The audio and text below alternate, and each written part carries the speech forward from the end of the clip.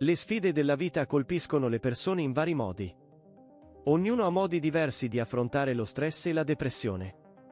Yaman, d'altra parte, è un individuo che ha una forte posizione contro la vita, ma sperimenta di tanto in tanto la depressione morale e ha sviluppato i propri metodi per superare queste situazioni. Ecco le strategie che Yaman usa quando è depresso e i modi per migliorare il suo umore. Quando Yaman è di cattivo umore, preferisce prima ritirarsi nel silenzio. Allontanarsi dalla folla e dal rumore e tornare al suo mondo interiore è per lui un processo di guarigione. La solitudine lo aiuta a raccogliere i suoi pensieri e a comprendere la causa principale della sua angoscia. In questo processo, di solito sceglie di stare da solo con la natura. Fare una passeggiata in una foresta tranquilla o sedersi in riva al mare e ascoltare il suono delle onde aiuta Yaman a trovare la pace interiore.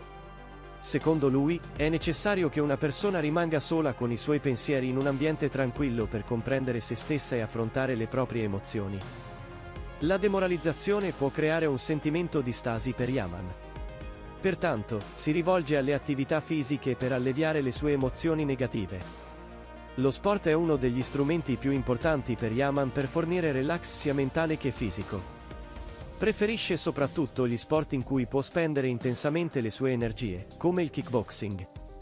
Durante l'attività fisica, l'ormone endorfina nel tuo corpo aumenta, il che aumenta il tuo morale.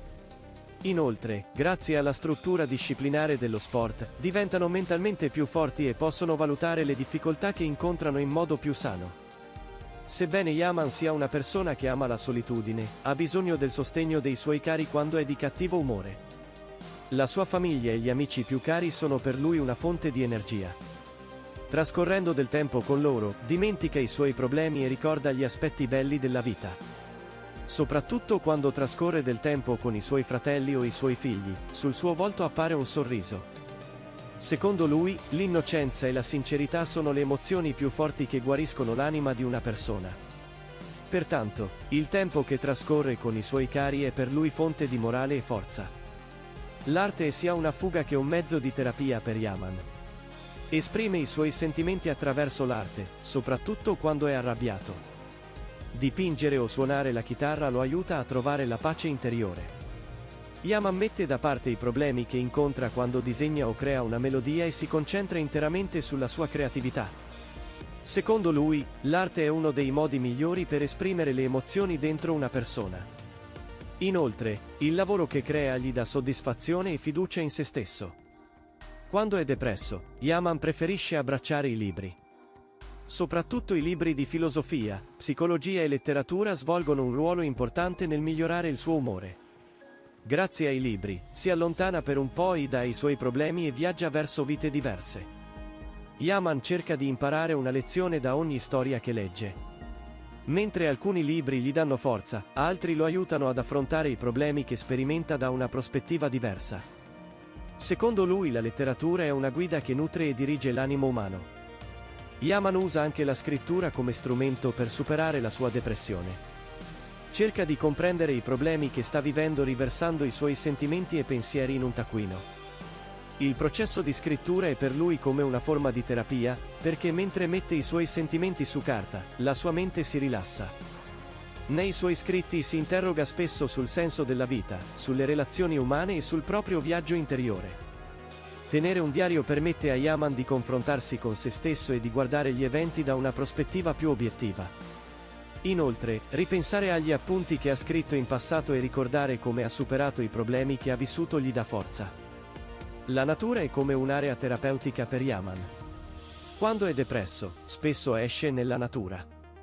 Per lui la natura è diventata un luogo dove le persone si rinnovano e trovano pace. La sensazione di libertà che prova mentre cammina nella foresta o sale sulla cima di una montagna rinfresca la sua anima. Inoltre, il silenzio e la semplicità della natura aiutano Yaman a semplificare i suoi pensieri complessi. Gli animali sono uno dei maggiori aiuti di Yaman nel migliorare il suo morale. Soprattutto passare del tempo con cani o uccelli influisce positivamente sul suo umore. Il puro amore e la sincerità degli animali danno forza a Yaman e aumentano la sua energia vitale. Quando si sente giù, stare con un animale gli fornisce la pace e il sostegno che non può ricevere dagli esseri umani. Yaman crede che gli animali abbiano il potere di guarire le anime delle persone. Yaman ricorre alla meditazione e agli esercizi di respirazione per raggiungere la pace mentale. Soprattutto quando è stressato e depresso, cerca di calmare la mente facendo respiri profondi. La meditazione gli permette di rilassarsi sia fisicamente che spiritualmente. In questo processo impara a liberarsi dei fardelli del passato e delle incertezze del futuro concentrandosi sul presente. Le affermazioni che usa durante la meditazione lo aiutano a sviluppare una prospettiva positiva. Invece di provare a fare grandi passi quando è depresso, Yaman si pone obiettivi piccoli e raggiungibili.